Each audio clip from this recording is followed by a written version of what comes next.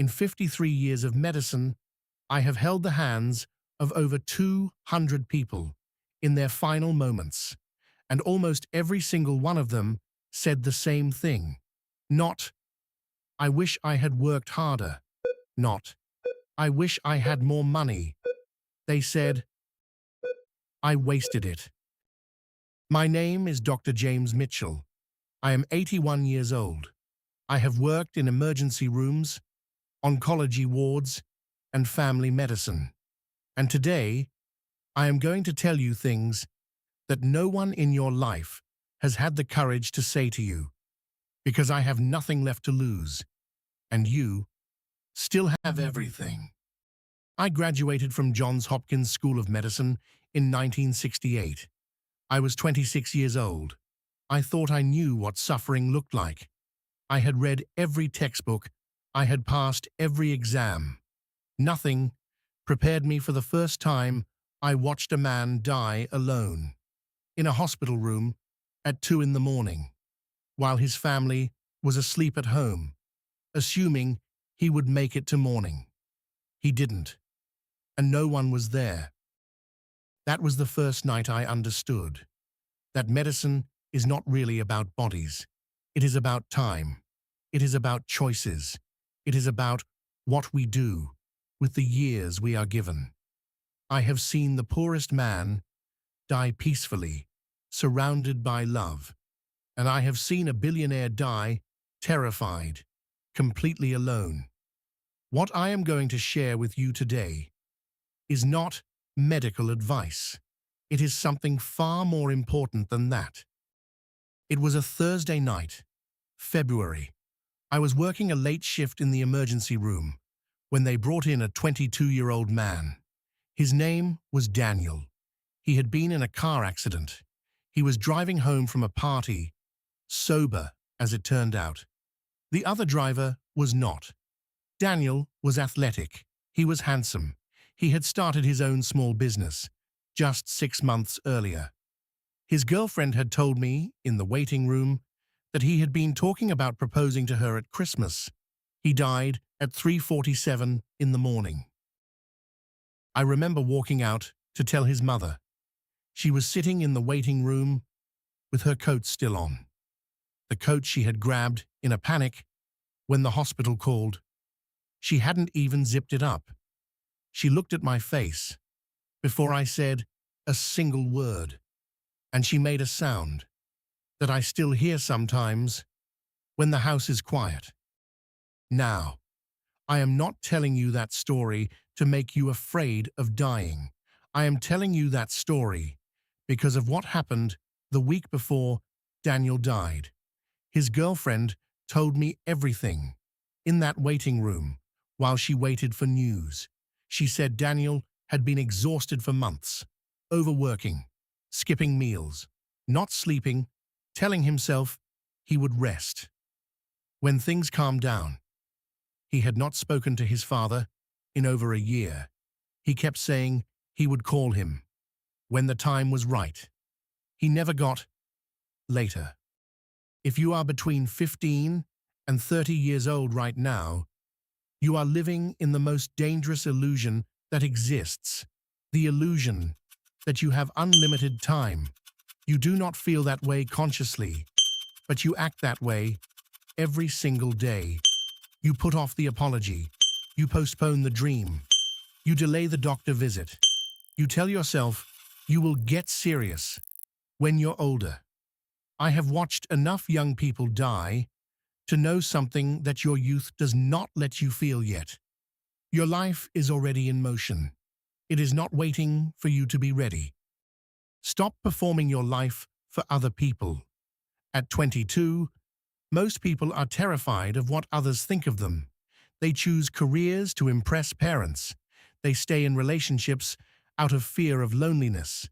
They scroll for hours, comparing themselves to strangers on a screen. None of those people will be in the room when you are dying. Only your choices will be there with you. Call the person you've been avoiding. Start the thing you keep putting off. Go to the doctor. Get the sleep. You are not invincible. You are just young. There is a difference. His name was Robert. He was 54 years old when I first met him. Pancreatic cancer, stage 4. Robert was, by any conventional measure, a success. He had built a construction company from nothing. He had a house in Connecticut, a beach house in the Carolinas. His children attended excellent schools. His wife drove a beautiful car. He had given his family everything, except himself. Over the 6 weeks I treated Robert, we talked a great deal. He was the kind of man who, for most of his life, had never slowed down long enough to really talk to anyone. Now he had nothing but time, and a great deal to say. He told me he had missed his daughter's school play 17 times. Not once, 17 times. She had been in plays every single year. From age 6 to age 14.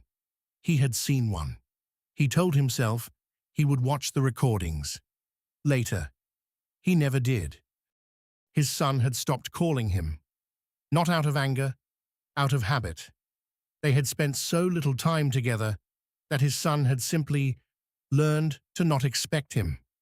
He told me, I thought I was building a life for them. I didn't realize. I was building my life away from them. Robert was not a bad man. He was a frightened man who discovered, far too late, that the thing he was most afraid of, failure, was not the worst thing that could happen to him.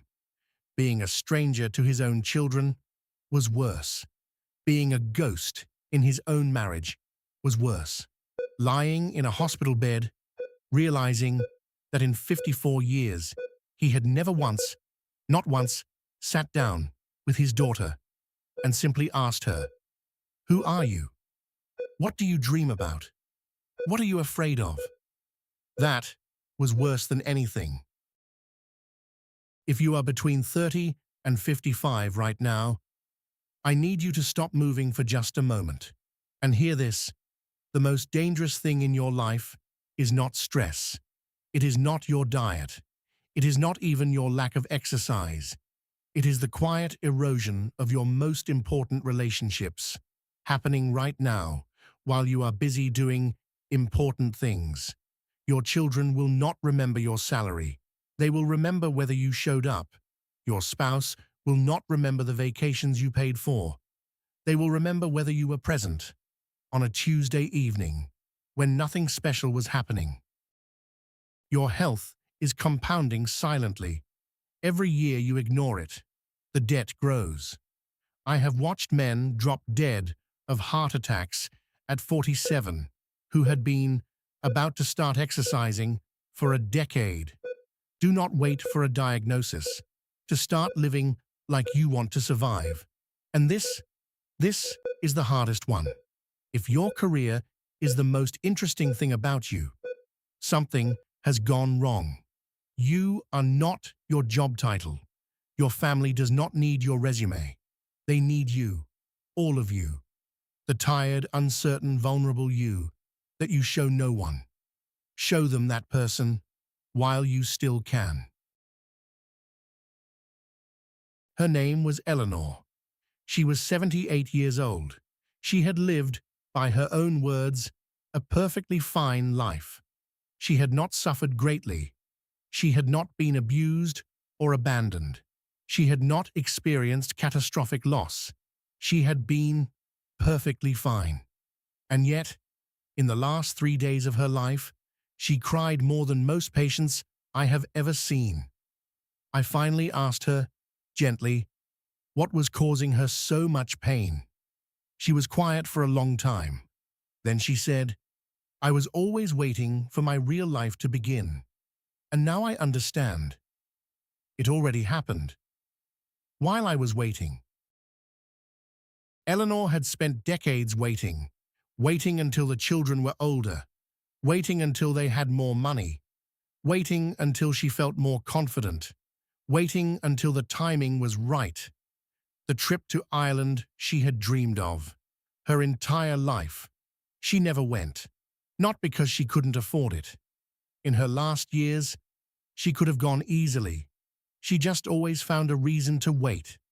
The book she had been meaning to write, the painting classes she had talked about since her 30s, the honest conversation with her estranged sister, a falling out over something so small, she could barely remember it. Her sister died 2 years before Eleanor did. They never spoke again. I want to speak now to those of you who are older, 55, 60, 65, and beyond. You are closer to where I am now, to the finish line, than you are to where you started. That is not a sentence meant to frighten you. It is meant to free you. The ones who die with the most peace are not the ones who accomplish the most. They are the ones who said the things they needed to say. They made the call. They sent the letter. They forgave, not because the other person deserved it, but because carrying that weight any longer made no sense. They made the trip. They ate the cake. They danced badly at the wedding and didn't care who was watching. Now, I want to close with something I call a prescription. Not for your body, for your years, for the young, ages 15 to 30. Your body is a machine running at full power right now. Do not abuse that. The damage you do before 30 will not show up until you are 50, and then it will show up all at once. Sleep. I mean it. Sleep is not laziness. Sleep is maintenance. Move your body every single day, not to look better in a mirror, because it is the only one you will ever have. Be honest with people about how you feel. The generation before you was taught that silence was strength. I have watched that lesson kill people slowly. For those in the middle years, ages 30 to 55, you will not find time. You must make it. Schedule your marriage like you schedule your meetings. Put it in your calendar. Show up. Schedule your health. A 30-minute walk, 5 days a week, will add years to your life. Not eventually. Scientifically. Actually, stop keeping score in your relationships. You are not your spouse's judge. You are their companion. And every year, every single year, sit down somewhere quiet and ask yourself one question. Am I living the life I actually want, or the life I fell into? If the answer is no, that is not a reason to despair. It is a direction. For those in the later years, 55 and beyond, you have lived long enough to know something that young people do not. Most of what we worried about never happened. All those sleepless nights, all that anxiety, most of it came to nothing, which means the worrying cost you something, your peace, and gave you nothing in return. Stop spending what time you have on things that stole your past. Your body now requires your attention. Do not be proud. Go to the doctor. Accept the help. And please, talk to the people around you. Your stories, your regrets, your hard-won wisdom. These things do not belong only to you. Speak. Share. Be present in the time you have left. I have been asked many times over my career what the meaning of life is. The answer I have arrived at, after 81 years, is not complicated. It is presence. Being fully here, in the difficult conversations, in the quiet evenings, in the ordinary Tuesday mornings, that you don't realize you will one day miss. Desperately. The most common thing people say to me in their final days is, "I didn't know how beautiful it was." They are not talking about vacations or sunsets. They are talking about their kitchen in the morning, their child's voice, the weight of a hand in their hand. They are talking about ordinary life.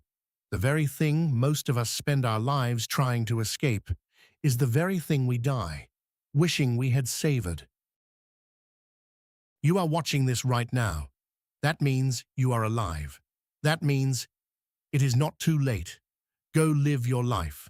Not the one you are performing for the world. The real one. The quiet, complicated, beautiful, ordinary one. It is the only one that will matter. At the end, I have one final thing to say. To every person watching this, thank you for your time. It is the most precious thing you have. Spend it wisely.